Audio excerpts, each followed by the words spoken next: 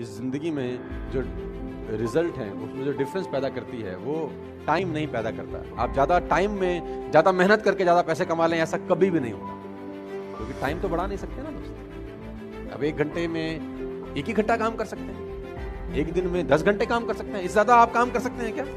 किसी ने मुझसे कहा कि अगर हम ज्यादा समय काम कर सके तो ज्यादा पैसे कमा पाएंगे, तो मैंने कहा भूल जाओ, ज्यादा पैसे नहीं कमा पाओगे, क्योंकि 24 घंटे से ऊपर तुम काम नहीं कर सकते। तो उसने बोला फिर कमाएंगे कैसे? तो मैंने बोला वैल्यू बढ़ा। उसने बोला वैल्यू बढ़ा के कैसे? किसी ने मुझसे पूछा कि यार मेरी गुजारा बड़ा कम चलता है, तो मैंने बोला गुजारा क्यों कम चलता है? उसने बोला यार आजकल नौकरी में मिलता है क्या है, सिर्फ 20,000 रुपए देती है कंपनी, सिर्फ कंपनी 20,000 रुपए देती है, तो उससे गुजारा कैसे चले? कंपनी बड़ी खराब है। मैंने कहा नहीं तू बात को गलत बोल रहा है। तो उसने बोला गलत कैसे बोल रहा हूं? मैंने कहा 20,000 रुपए कंपनी देती है, ये गलत है। ये बोल कि 20,000 रुपए कंपनी मुझको देती है, क्योंकि तेरी ही कंपनी में उसी 8 घंटे में किसी को 50,000 रुपए भी मिलते होंगे, तेरी कंपनी में उसी 8 घंटे में किसी को 1 लाख रुपए भी मिलते होंगे, और तेरी ही कंपनी में उसी 8 घंटे के किसी को 2 लाख भी मिलते। इसका मतलब टाइम और पैसे का अनुपात गलत है, क्योंकि टाइम तो तुम सबने 8-8 घंटे दिए, तुझे 20,000 रुपए मिले, किसी को 2 लाख।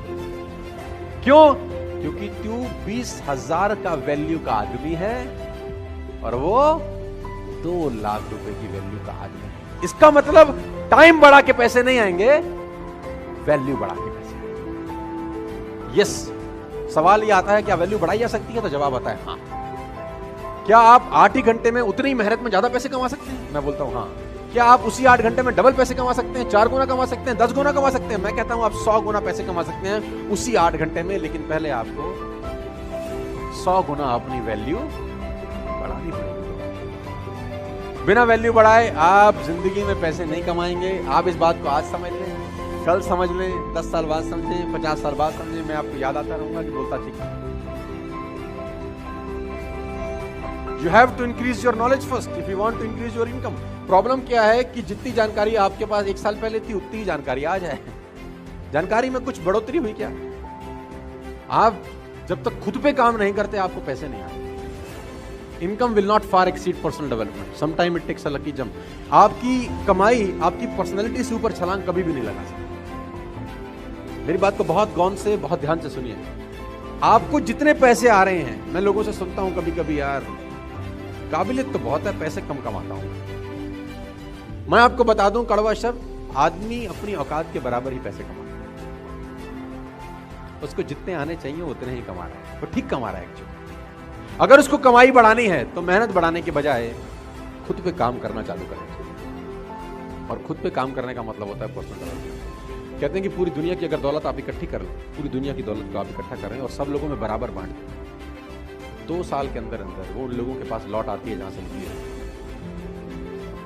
पैसा कमाना और पैसे को संभालना दोनों अलग अलग बात है। बहुत शुरुआती दौर नेटवर्क मार्केटिंग में था, 10 साल पुरानी बात मैं आपको बता रहा हूं। मैं एक वीडियो देख रहा था जॉन एफ कैनेडी का, जो यूनाइटेड स्टेट्स के राष्ट्रपति हुए। तो यूट्यूब पे वीडियो था, यूट्यूब पे सब फ्री है, स्टिल लोग नहीं देखते, बिजी हैं शायद। तो उस वीडियो की एक लाइन वो बहुत तेजी अंग्रेजी में बोले, तो वीडियो की लाइन मुझे अच्छे समझ में आ गई।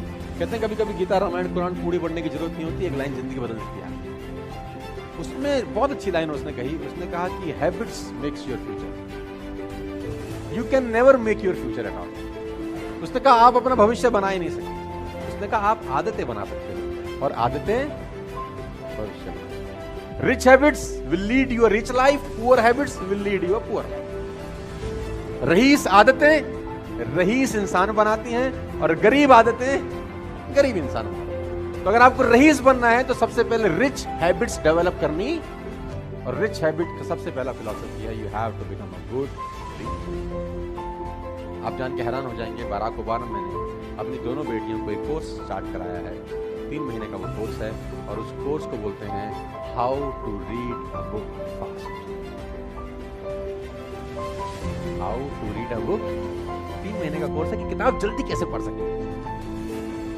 आप ऐसी ऐसी किताबों के नाम सुनेंगे कि आप हैरान हो जाएंगे। How to read a book, a book है, उसका टाइटल है how to read a book, किताब को पढ़ना कैसे चाहिए।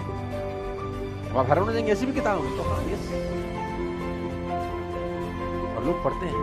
मैंने पढ़ा how to read a book, सारा 100 पन्ने की किताब है, उसमें हमारे मतलब का कैसे वो कैसे निकालेंगे। सब कुछ तो मेरे आपके मतलब का नहीं हो सकता ना। आपके मेरे मतलब का कैसे, वो ढूंढें कैसे? फालतू में 8 घंटा क्यों लगाएं? किताब है, how to read a book. तो मैं आपको बताना चाहता हूं दोस्त, जितने भी आप सब लोग बैठे हैं, सब छोटी उम्र के लोग हैं, 20, 23, 24, 25 साल के हैं दोस्त। अगर आप वाकई में जिंदगी में कुछ बढ़ना चाहते हैं तो ये हैबिट आज आप ध्यान रमा दें। You have to become good. कोशिश करो 15 मिनट, 20 मिनट, आधा घंटा पढ़ने की। मैं नहीं कह रहा कि पावर स्टार वाली किताब खरीदो, you can by any of them. Google पे जाओ, अमेजोन पे जाओ, बाय अ बुक, ठीक है। जब मैंने पहली बार एक किताब का नाम सुना जिसका नाम था रिचेस्ट मैन इन बेबीलोन, आप जानते हैं जब जिस दिन मुझे उस किताब का नाम पता चला, मैंने कितना टाइम लगाया उसको खरीदने में? आधा घंटा। और वो बुक मेरे घर पे थी 2 दिन के बाद। और जब मुझे नाम बताया गया, मेरे साथ कम से कम 30 लोगों को नाम बताया गया था। जानते हैं कितने ने खरीदी होगी? मुश्किल से 2 या 3 लोग, वो भी मैं एजम्पशन कर रहा हूं। 27 लोगों ने नहीं खरीदी होगी। बताई तो सबको गई थी।